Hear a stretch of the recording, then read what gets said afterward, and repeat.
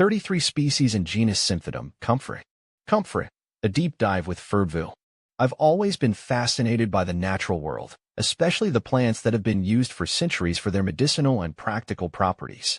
One genus that particularly piques my interest is Symphytum, more commonly known as Comfrey. This group of hardy perennials, belonging to Boraginaceae, the borage family, boasts a rich history and a wide array of uses. Let's delve deeper into the world of Comfrey, exploring its various species and unique characteristics. A brief history of Comfrey.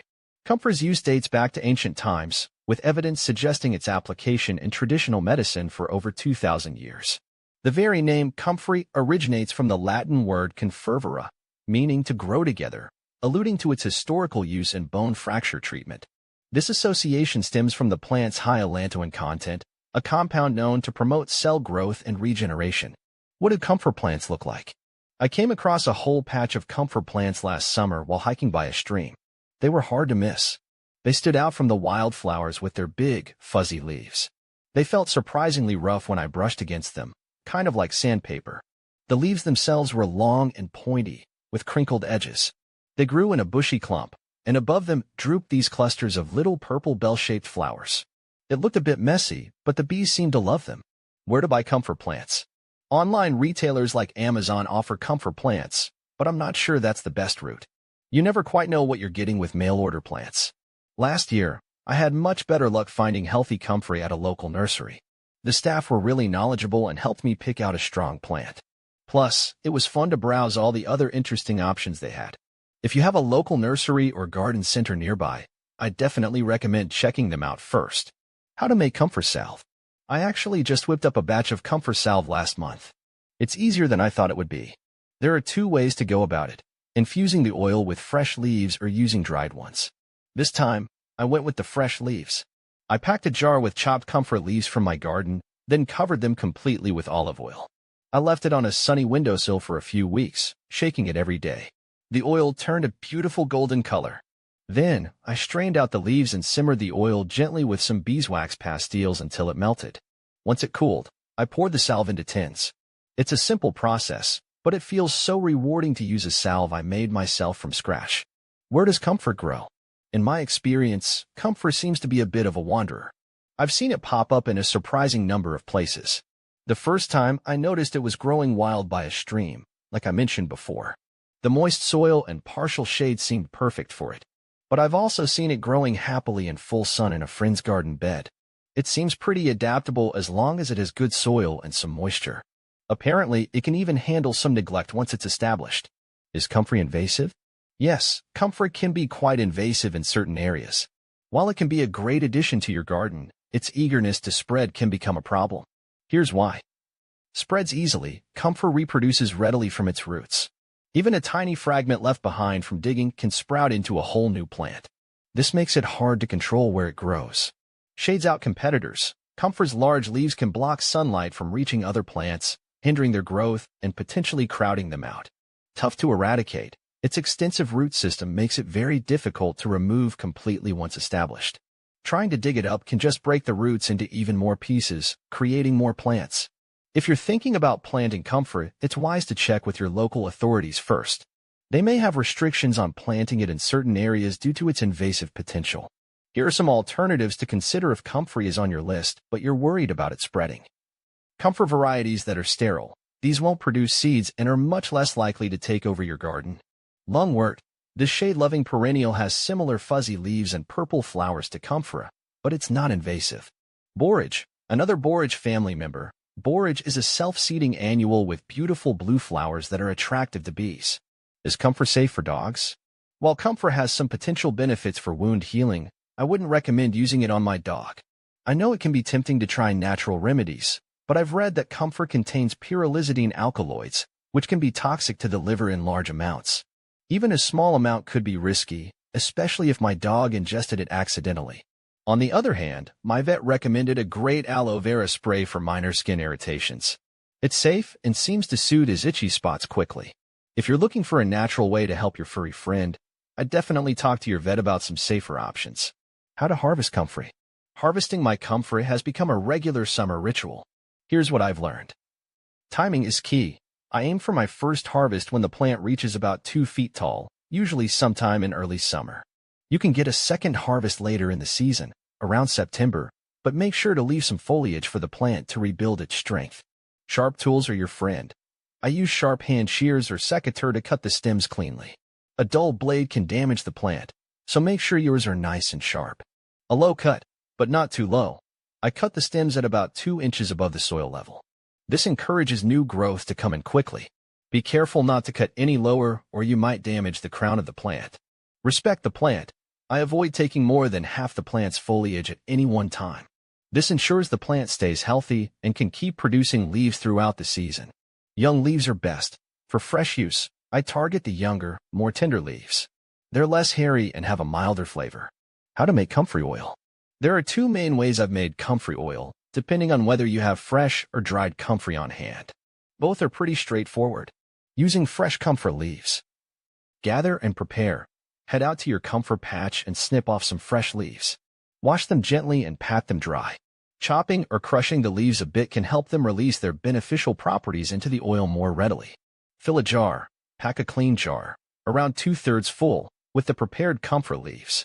Choose your carrier oil. Pour a carrier oil like olive oil or jojoba oil over the leaves to completely submerge them. Sun infusion. Place the jar in a sunny spot for 4 to 6 weeks. Shake the jar gently every day to help distribute the goodness throughout the oil. Straining and storage. After infusion, strain the oil through cheesecloth to remove the plant material. Store your finished comfrey oil in a cool, dark place like a cabinet. Using dried comfrey. Grind it up. If you're using dried comfrey root or leaves, you'll want to grind them into a powder first. A mortar and pestle or a spice grinder work well for this. Jar and oil. Fill your jar about halfway with the powdered comfrey. Then, cover it completely with your chosen carrier oil. Heat infusion. Optional, this method is a bit faster than sun infusion. You can gently simmer the oil and comfrey mixture on low heat for 30 minutes to an hour. Just be careful not to overheat it. Strain and store. As with the fresh version, strain the oil through cheesecloth to remove the plant material. Store your finished comfrey oil in a cool, dark place. Whichever method you choose, be sure to label your comfrey oil with the date you made it. Generally, homemade infused oils like this will last for several months up to a year if stored properly. Is comfrey a perennial? You betcha. Comfrey is a true perennial. That's what first drew me to it actually. After planting it once, it keeps coming back year after year. In the fall, the foliage dies back. But don't worry, it's not gone for good. Those tough roots underground are just taking a break. Come spring, vibrant green shoots will emerge again, ready to grow into another full and bushy plant. It's a real trooper. Can chickens eat comfrey? Absolutely, chickens can enjoy comfrey in moderation. It can be a great addition to their diet for a few reasons. Nutrient powerhouse. Comfrey is packed with protein, vitamins, and minerals that are beneficial for chickens. It's relatively low in fiber compared to other greens, making it easier for them to digest and absorb those nutrients. Happy hens, rich yolks. The beta-carotene in comfrey can contribute to a deeper yellow color in egg yolks. Natural remedy. Some folks even use comfrey topically as a poultice for minor cuts or skin irritations on their chickens. However, a word to the wise. Start slow. Like with any new food, introduce comfrey gradually to avoid any digestive upset. Moderation is key. While comfrey is good for them, it shouldn't be their main course. Think of it as a tasty treat alongside their regular coop feed. Fresh or dried, you can offer them chopped fresh leaves or sprinkle some dried comfrey flakes on their food. Be wary of invasive types. If you're concerned about comfrey spreading in your yard, there are sterile varieties available that are less likely to take over. Overall, comfrey can be a nutritious and enriching addition to your chicken's diet, but remember, moderation is key.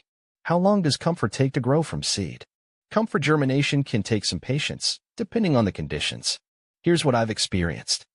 Optimal conditions. If you have a greenhouse or a well-controlled indoor space with warm temperatures, around 68 to 72 degrees Fahrenheit or 20 to 22 degrees Celsius, seeds can sprout in as little as 10 to 14 days. Regular sowing. Indoors or outdoors in suitable climates, with good soil moisture and warmth, germination usually takes around 25 to 30 days. Playing the waiting game. Don't despair if it takes even longer, especially outdoors. Depending on the weather and soil temperature, it could be closer to 40 days before you see those first green shoots. Here's a tip that some folks recommend. Some gardeners say that stratifying the seeds, giving them a cold period to simulate winter before planting can improve germination rates. You can research this method if you're feeling adventurous. While the initial sprout might be quick, keep in mind that Comfrey takes a while to mature. You won't get a full harvest until the second year after planting. But hey, the good news is that once established, this perennial keeps coming back year after year. How to identify Comfrey? Identifying Comfrey can be pretty straightforward, especially if you keep these key features in mind. Fuzzy friends. Comfrey leaves are easily recognizable for their fuzzy texture. They're covered in soft hairs on both the upper and lower surfaces, giving them a rough, almost sandpapery feel. Leaf shape. The leaves themselves are large and oval, with pointed tips and slightly crinkled edges. They grow in a spiral pattern around the stem, forming a bushy clump. Flower power. Comfrey blooms in clusters of small, bell-shaped flowers. The color can vary depending on the species, but they're most commonly pinkish-purple or a creamy white with purple streaks. Habitat. Look for Comfrey in moist areas with good sun or partial shade. It thrives near streams, ditches, and waste ground, but can also pop up in gardens. Here are some additional tips for identifying Comfrey. Beware of lookalikes. A young Comfrey plant can be mistaken for foxglove, Digitalis purpurea, in early spring. However, foxglove leaves have smooth edges and lack the noticeable fuzziness of Comfrey. Check the stem. Comfrey's stem is thick, hollow, and often grooved. It's also covered in those same soft hairs as the leaves. Feel free to feel. Don't be afraid to gently brush a leaf between your thumb and fingers. The distinctive fuzziness is a sure giveaway that you're looking at Comfrey. If you're still unsure, it's always best to err on the side of caution and not harvest anything unless you can confidently identify it as Comfrey. There are some resources online with detailed pictures that can help you compare and confirm your findings. How to make Comfrey poultice. Making a Comfrey poultice is a great way to use fresh Comfrey leaves directly on the skin. Here's how I do it. Gathering your supplies. Fresh Comfrey leaves, make sure they're clean and free of debris. Mortar and pestle, or a blender/food processor. Bowl. Muslin cloth or cheesecloth. Bandage or securing material. Mashing the Comfrey. Wash and dry. Gently wash the Comfrey leaves to remove any dirt or insects. Pat them dry with a clean cloth. Mortar and pestle method. This is the traditional way. Place a handful of leaves in your mortar and grind them with the pestle until you have a smooth paste. Blender/food processor method. If you prefer a quicker method, chop the leaves roughly and add them to your blender or food processor. With a little pulsing or blending, you can achieve a similar paste-like consistency. Preparing the poultice. Add a little water, optional. The consistency of the paste should be thick and spreadable. If needed, add a few drops of water at a time to achieve the right texture. Forming the poultice. Spread the Comfrey paste onto a piece of muslin cloth or cheesecloth. Make sure the layer is thick enough to provide good coverage for the affected area. Applying and securing the poultice. Clean the affected area. Gently cleanse the area where you'll be applying the poultice with clean water. Apply the poultice. Place the Comfrey-coated cloth directly onto the skin. Secure it in place. Wrap a bandage or other securing material around the area to hold the poultice in place. It shouldn't be too tight, but snug enough to stay put. Here are some additional tips for using a Comfrey poultice. Fresh is best. For the most potent poultice, use fresh Comfrey leaves as soon as possible after harvesting. Leave it on. Apply the poultice for 20 to 30 minutes, 2 or 3 times a day. Listen to your body. If you experience any irritation, remove the poultice immediately. Don't reuse. Make a fresh poultice for each application. Consult a healthcare professional. While Comfrey is generally considered safe for topical use, it's always wise to consult with your doctor before using it, especially if you have any underlying health conditions or open wounds. Remember, Comfrey shouldn't be ingested internally due to potential liver toxicity concerns. How to make Comfrey tea. Making Comfrey tea is a breeze. There are 2 main approaches, depending on whether you want a fertilizer tea for your plants or a tea for topical use. Here's a breakdown for both. Comfrey fertilizer tea. This is a great way to nourish your plants with the beneficial nutrients found in Comfrey leaves. Ingredients. Fresh Comfrey leaves or 1 to 2 bags of dried Comfrey, if using. Large bucket or container. Water. Instructions. Fresh leaves. If using fresh leaves, roughly chop or tear them up a bit. This will help them release their nutrients more readily into the water. Fill the bucket. Pack the bucket loosely with the chopped Comfrey leaves, filling it about 1/3 to 1/2 full. If using dried Comfrey bags, simply add them whole. Water it in. Fill the bucket completely with water. Make sure all the plant material is submerged. Steep it. Cover the bucket and place it in a sunny location for several weeks. Around 2 to 4 weeks is typical. Dilution is key. Before using the tea on your plants, dilute it with water at a ratio of 1 part Comfrey tea to 10 parts water. This helps prevent burning your plants. Use it or store it. You can use the diluted tea immediately to water your plants, or store the concentrated tea in a sealed container for later use, up to a year. Comfrey tea for topical use.